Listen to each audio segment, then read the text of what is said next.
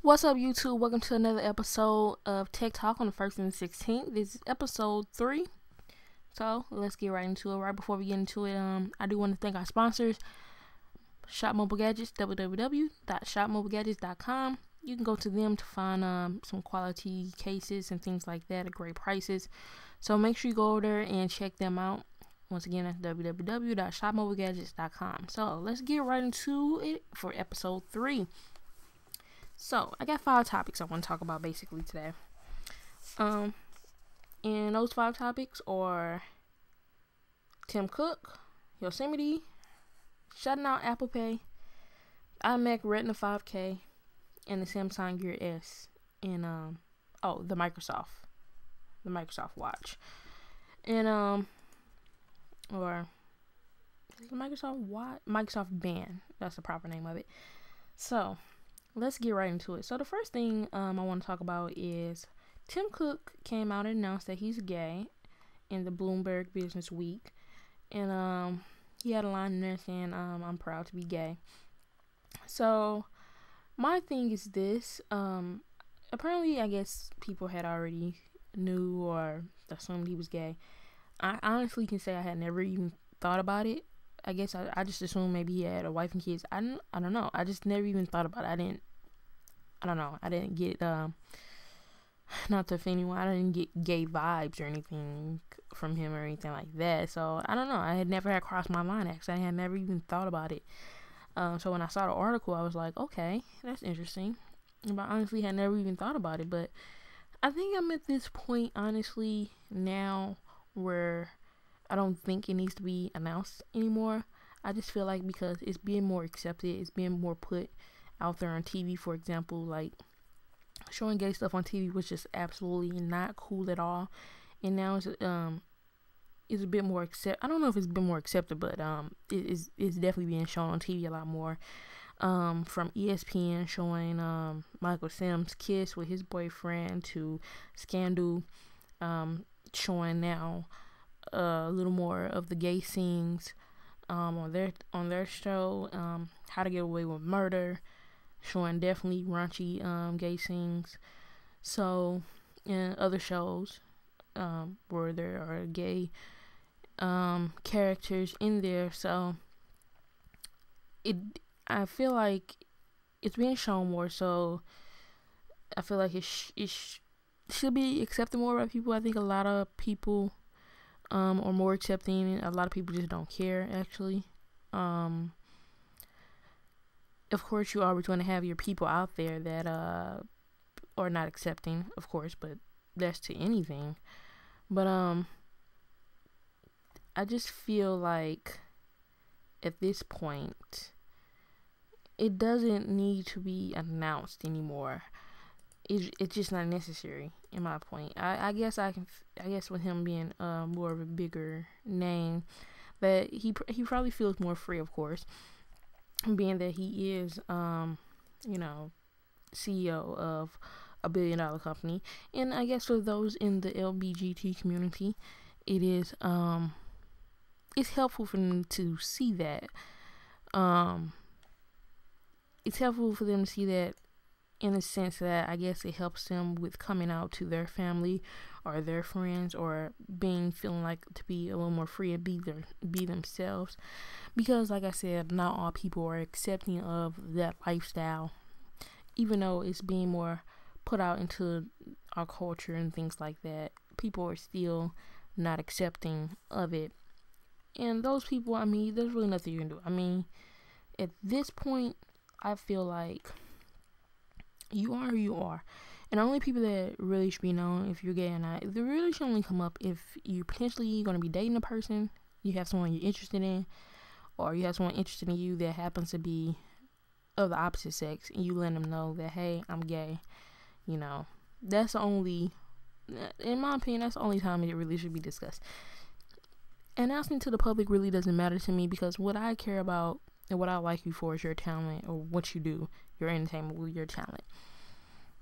Okay, it doesn't affect me that you like men, or you like females, or you like any of the same sex, or whatever else thing that you might do, or whatever you like. what concerns me is, are you going to continue to run the company and make good products because I like your products now? Or are you going to continue to be a good actor or actress because I like you in previous movies? Or are you going to continue to put out good music because I enjoy your music? That's why I don't really like to get into the personal lives of my musicians or actors that I like, or things like that, because I don't want to go looking and then find out, they have morals different from mine and they do things that I, just not cool with, and then, because it's going to make me look at them in a different way, and I'm not going to be able to enjoy their talent or their product or whatever as much anymore, because I know this is something they did. So I try to stay out of their personal lives and just, enjoy their artistry and things like that, their artistry, their talent. That's just me, though. So, I mean, he announced he's gay. It doesn't change me liking him anymore, any less, or really caring, honestly. But that's just me. So, let's get into topic number 2. While we're on the topic of Apple. Apple released a new operating system, 10.10 Yosemite. And I updated on one of my Mac computers. I left my iMac on the old operating system. Back then, I think it was on 10.9, but it's basically back when Apple used to have like the little eye in the Finder to enlarge files, and when they used to still have the tags where it would cover up the whole title instead of just making like a little dot. I still have mine on that just because I enjoyed those little features. You know what? I might have updated it to where it does have the little dot. That's kind of annoying, but anyway, I put Yosemite on my MacBook Air, and I don't use my MacBook Air like all the time every day. I really only use it at work sometimes. And sometimes I take it out of town, but it's usually like the only computer I use when I go to work, because I use my Lenovo Windows computer, Yoga, as my personal computer. So when I do go to work, I use my MacBook Air. So I updated on there, and I haven't had like a huge chance to play around with everything in there, but from the little bit of just doing what I usually do, everything pretty much still looks the same. Of course, you can see the difference in icons. Like the folders are way more bluer. Like I have a black background, so the folders used to be like a nice sky blue, right?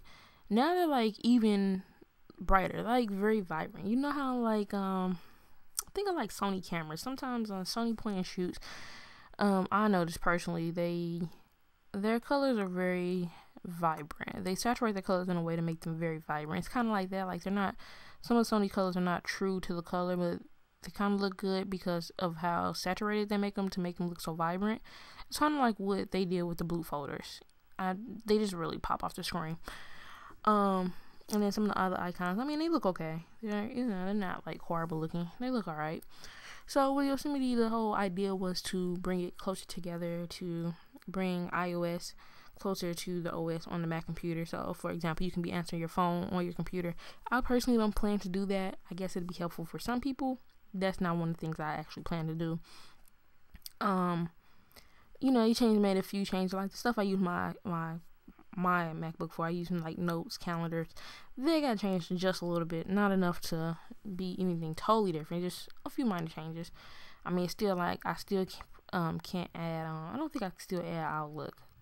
No, I have to see if it'll work on that Microsoft Exchange thing, but I'm pretty sure I'm not gonna be able to add my Outlook email, which sucks because I used to have Gmail and then I switched over to Outlook email since I had the Surface 2. And then I use Windows computer as my main computer. I started saving everything on my Outlook calendar, but I can't get the Outlook calendar on my on my Mac. So this is kind of stupid. Windows won't accept Gmail, and Mac won't accept Outlook. It's just kind of retarded, but I haven't checked out the Mail app. I hope the Mail app fixes this one problem I had. I had a problem where like I had a few different emails under that Mac Mail client. And for example, I had one of my business emails on there, and I would notice like clients would email me under my business email, and then I would respond back to that email. But somehow, when I was on one of my other computers, I would notice it would come under my personal email. I'm like, why did it do that? Because I guess when I responded, or somehow when I responded through the Mac mail client, I'm wondering, it either responded via my personal email somehow, or it gets sent back to my personal email somehow, all because of it. So I'm hoping that's an issue that can be fixed when I do reset my accounts this time. I really hope that can be fixed. One thing I did notice that I'm very happy about is it has greatly improved my battery life. Like, my battery life got really, really, really bad. Like, the MacBook Airs now are known for having very long all-day battery life. But back when I got that one, that was like 2011. Those were pretty much known for lasting like 4 to 5 hours, if I recall correctly. And then cause I had got off for school, so it was like about 4 to 5 hours. And then the only major thing I had happen on that MacBook was the port. It had stopped charging with the port, and because of the way MacBook Air is set up, they had to change out the whole motherboard. So I had that done, and then just because over the years of the computers, 2011, I got it August 2011. So over the years, any device, your battery starts to deplete. Mine was just being really sucky. Like, I was only getting like maybe hour and 45 minutes. It seems like it would say longer. Like, it would say like I can get 2.5 hours, but I wasn't getting 2.5 hours. I was getting like maybe like an hour 45 minutes maybe. So that was kind of sucky. But I definitely can say that ever since I upgraded to Yosemite, I have drastically seen an improvement in my battery life. And I haven't did a full test as far as fully charging up and then fully depleting it off, without having it on the charger just yet. But I can definitely say when I did have it off the charger, I noticed that my battery life was just draining very, very, very slowly compared to how fast it used to drain before I upgraded. So in that regards, I'm happy. Now I can go back to enjoying owning my MacBook Air. I mean, I love my MacBook Air, but I'm definitely trying to hold on to my MacBook 2011 edition. It was dealing with the battery problem as far as not, holding a long charge. I'm holding on, or still holding out like most other people, for a Retina MacBook Air. I think Apple will eventually release it. They're probably just trying to do it in a way where it doesn't compromise the battery life, because that's one of the things the MacBook Air is known for, especially since they have like the all-day battery in the newer models. However, I think I think if they can get it to like maybe 6 hours and have the Retina, I think people will still buy it. I think people will compromise and sacrifice just to have that Retina screen. I know I will. I know a lot of other people will. The Mac, like I said, my MacBook Air from 2011 screen, I mean, it's fine. It's a decent screen. Because what is it? I know it's a 16 by 900 on it. I got the 11.6 inch version, so I want to say it's 16 by 900, maybe. No, maybe it's like 14 by something. 14 by 9, I think. 1400 by 9. But anyway, basically for what it was, I mean, it's a higher quality screen than, what all the Windows computers were back then. But with the newer screens coming out, with the HD screens, it's getting a little dated. I mean, it still looks decent. It doesn't look as good as my Lenovo Yoga Book screen, but for 11.6 inch screen, I mean, it looks pretty good, But when you start getting used to high quality screens with all the tablets and stuff, it starts to look a little dated. But for right now, it can last me another year. Then after that, I'm going to have to just use it strictly as a portable media computer. Because just reading text on there won't be as fun anymore when we just having all these other high quality screens. But basically, Yosemite, like I said, it's pretty much the same as all the other ones as the previous update. A few aesthetic differences, and then for me, an improved battery life. So if you have an older MacBook Air and you're having battery life problems, I would definitely say go ahead and upgrade. It would definitely improve your battery life. I forgot what Apple say as far as, I think they said this is their most, efficient. They describe it in some way, but basically, I like the Apple say with everything. Basically, this is their newest best of the best. Basically, they said that with everything though. So, I will get it. I guess I will get it.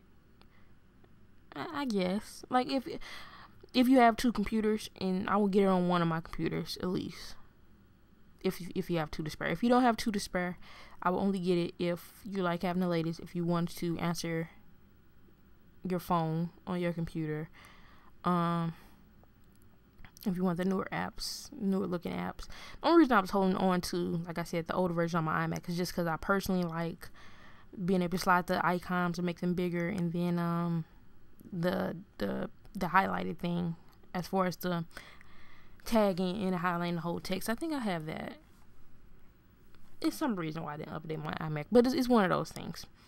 But if you have two computers, I would definitely go ahead and upgrade.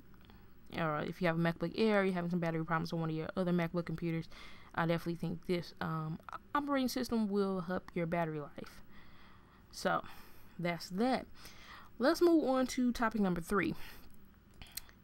Apple Pay is now out. However, not all the retailers will be accepting them, and they are shutting off their NFC, so you cannot use Apple Pay. Now, who are these retailers that would do such a thing, you ask?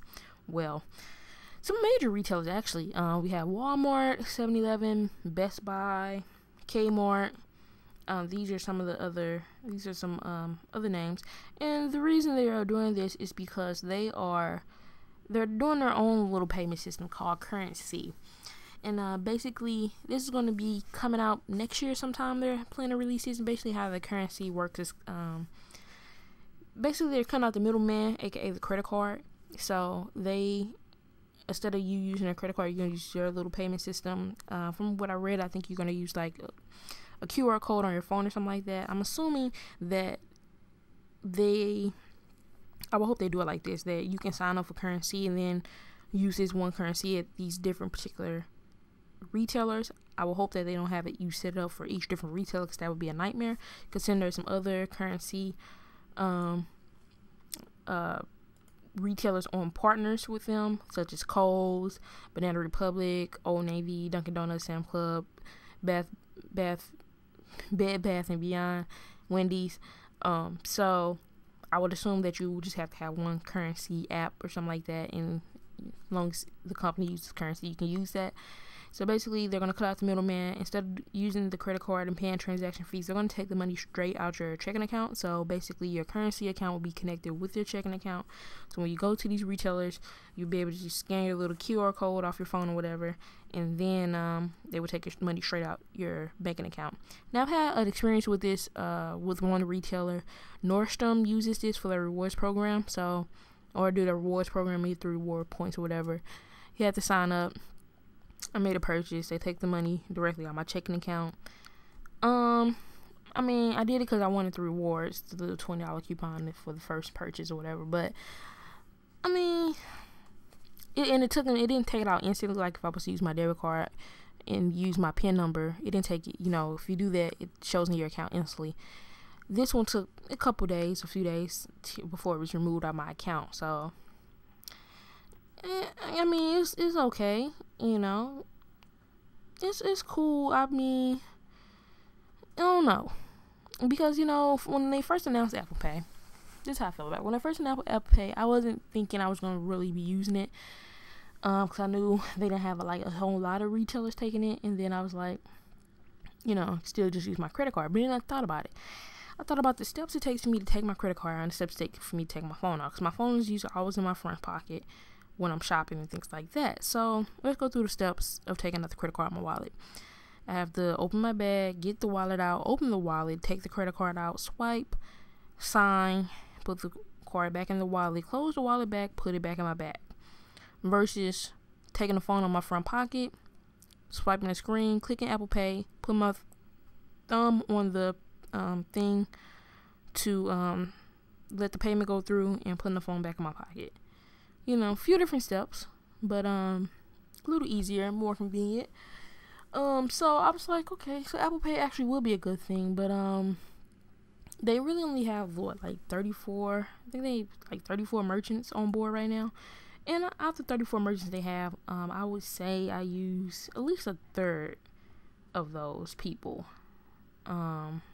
A third of those companies I already shop at anyway. So that's that. I have a few. They don't have many, like I said, but a third of those I already shop at, so I'll be able to use it at some of those places, which is nice. And I hope more people get on board. And I wish Best Buy, especially Best Buy, I'm kind of shocked that Best Buy didn't want to participate, but they already had their own payment system, and these are the own companies. You can't force them to take Apple Pay. Like, that's like trying to force a mom and pop store to take credit cards. They don't want to take credit cards due to the transaction rules. Like, I have I use Square set up for my photography company so I can take payments online and whatnot, and I have to pay a transaction fee. My transaction fee is pretty high. It's way higher than what these big old retailers like Walmart have to pay, because they do so many transactions that they're just like down to the smallest percentages, but nonetheless it's a percentage that you have to pay, that you have to take out your profits to pay the transaction fee for the convenience of your customer. Trust me, if we had our choice, no merchant really would want to pay transaction fees. We'd pay it because we want our customer to come to the store and have that convenience. Now, no one is going to stop shopping at Walmart, Best Buy, or any of these stores because they don't accept Apple Pay. However, there are customers that do not shop at certain stores because they do not accept credit card. That is a fact. Some people strictly go by plastic, and if you don't accept credit cards, you potentially have lost a customer. And people lose sales all the time if your credit card machine's not working, or you just don't accept credit card. You're gonna lose business, because that's just what people use nowadays. It's more convenient. It's convenient to carry around plastic than it is to be carrying around money and change and all that good stuff. So, like, if you don't accept credit card, you can lose a customer for life potentially, because you do not accept credit card. However, you're not going to lose any customers because you don't accept Apple Pay. It's just not big enough yet. So that's not, they're not going to lose any customers over it. Now, that I would also say the same thing, that is not going to make any of the people want to sign up the currency either. Some people might do it because, like, if they do sign up to currency, you will get discounts and things like that. Now, personally, I'm going to sign up to it because I'm all about discounts and save money anywhere I can with as much shopping as I do. I need all the deals I can get. So, I'll probably sign up to it. Walmart, Best Buy. I shop at those places. I shop at those places a lot. Like Best Buy, like, I shop there too much, actually. I'm like the Hodge Reward member. What is it? Like the Elite Plus. I shop there too much. But in Walmart, I shop there every once in a while. Go get food and things like that. So those are places I shop at. So, if they're gonna give me a discount, and also I heard all the U.S. major gas stations also going to be signed up partners of currency. So if I'm going to be getting discounts on certain stuff just for shopping at these places I already shop at, then of course I'm going to sign up for their new currency thing. It's some people are not going to want to have the company have direct connection to their checking account like that. I understand, totally understand. Some people don't want to use Apple Pay. They don't want their credit card on their phone. They don't understand it's encrypted. Some people are just like that. Like, some people still to today, these are more the older generation, but some people just don't like to pay online, or don't like to do online banking. Believe it or not, it's just a generational thing. But I probably would sign up to currency if that's all they want to offer. If they want to offer me discounts for stuff I'm already getting anyway, and this a nice amount of discount that I'm saving, several dollars every time I go, then I'm probably going to sign up for it, just because I shop too much anyway, so I need to save where I can. But like I said, Apple is a big company. A lot of people have iPhones, so they're not missing customers, because like I said, no, I don't think anyone, if you already shop at these places anyway, you're not going to stop shopping at them because they don't accept Apple Pay. Like, it'd be something totally different if they just stopped accepting credit cards altogether. Like, if they stopped accepting credit cards altogether and tried to force you on their currency thing to allow you to give them access to your direct checking account so they can, withdraw money like that and not accept credit cards anymore, then they will lose customers. But they're not going to lose customers because you're not accepting Apple Pay. That's the difference. If they would say, hey, we're not accepting your credit cards anymore, you have to use our currency to shop here, that's a different story. You're going to lose customers, but they're not going to lose any customers because they're not accepting Apple Pay. So, I mean, it would be nice if they did. I wish they would come on board, but they're probably not, just because they're already been working on this plan for a minute anyway, and it's set to come out next year. You know, unfortunate, but nothing you really can do about it. So, that's my thought on that. Moving on, topic number 4, Apple, the iMac 5K Retina. I had the chance to go see this at the store. It is a beautiful looking screen. I did read some reviews on it. Basically, they say in order to get the full power of the screen and everything, you need to go ahead and go to a top level model. The base model already starts at $2,500, so you do the math. If I was to ever be able to afford one, I would have only been towards the base model anyway. I had the 27-inch.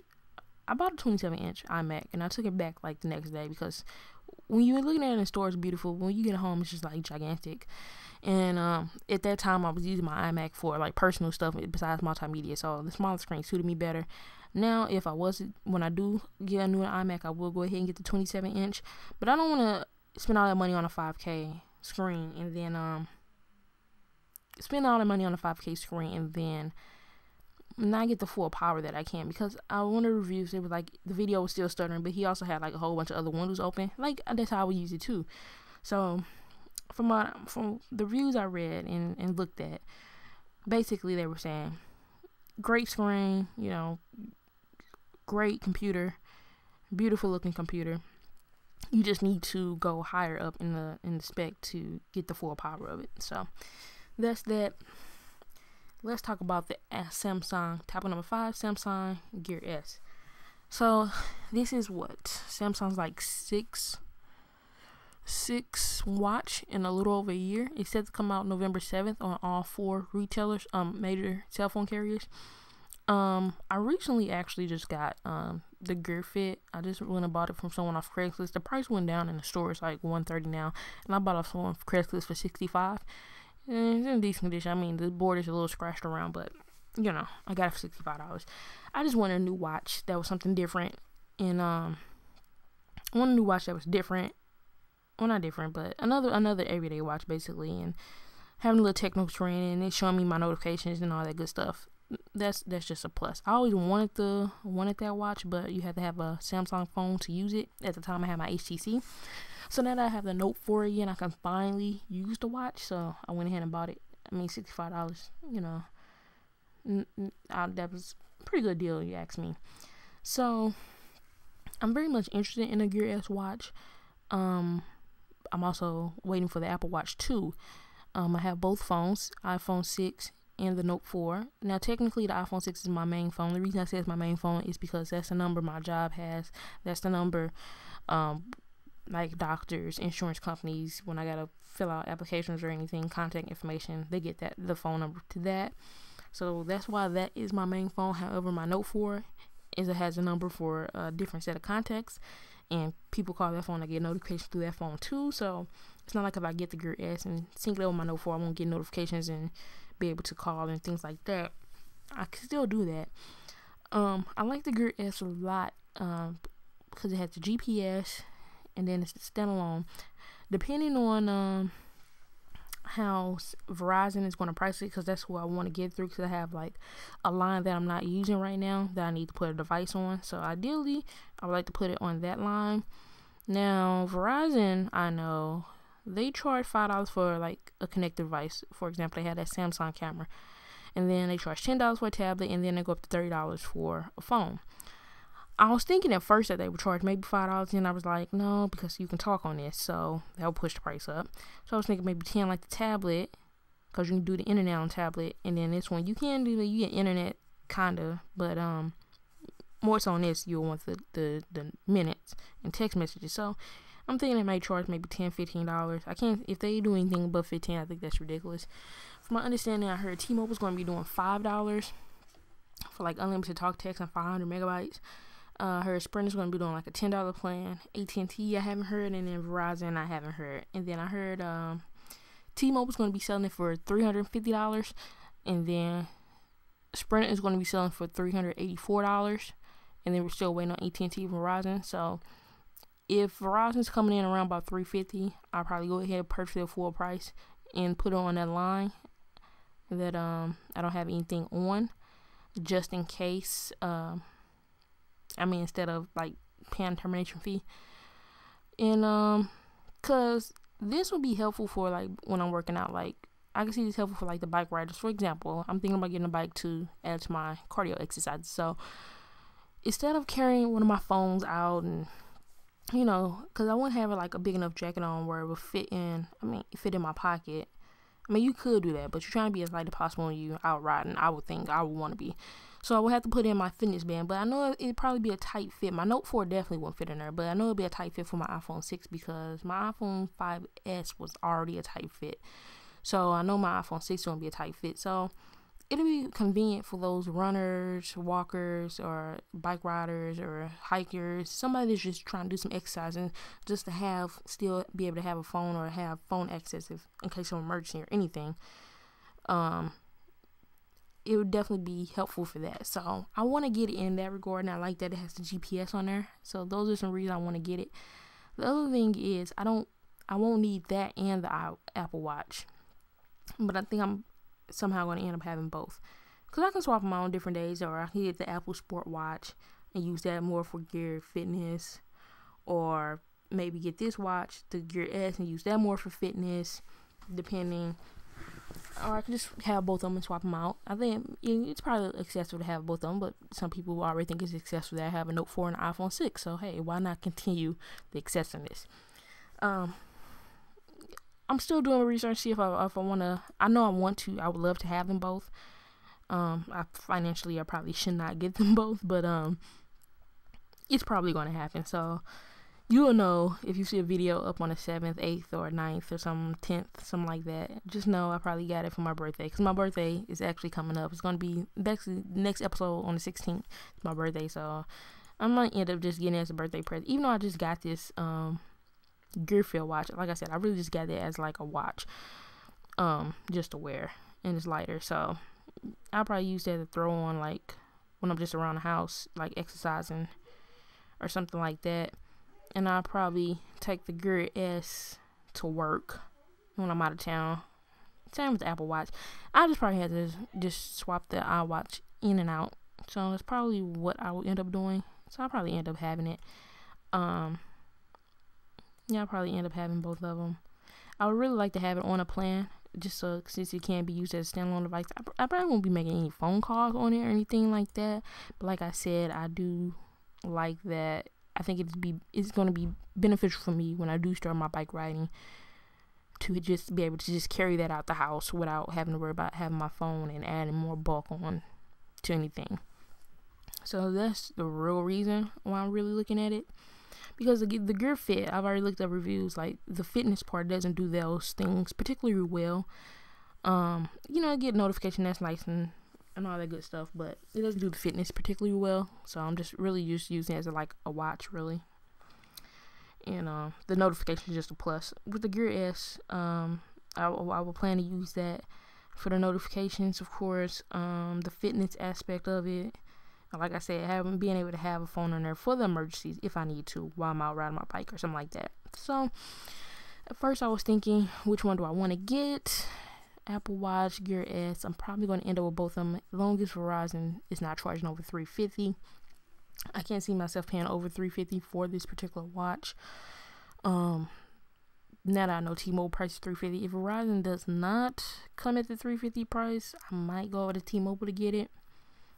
I might just do that. But hopefully Verizon comes to the senses. But Verizon just enjoys charging their customers like crazy. So thank you for tuning in to episode 3 of Tech Talk on the 1st and the 16th. Once again, tune back in on the 16th. It will be my birthday. I'll be in Miami during that day. So I'm trying to decide if I'll do a pre-recorded episode or if I will just do like a live recording from Miami. I'll probably do that. Do a recording straight from Miami and upload it. And I'd like to thank our sponsors, www.shopmobilegadgets.com. Make sure you go check them out. Good quality accessories, cases, and junk like that. Good prices. Nice, affordable shipping. And make sure you check back on the 16th. Of course, you can follow me Twitter at CheckThisGadget. Make sure you subscribe, of course, if you're not already subscribed, and make sure you check back on the 16th for another episode. Hope you enjoyed this. Give me a like if you enjoyed. Until next time.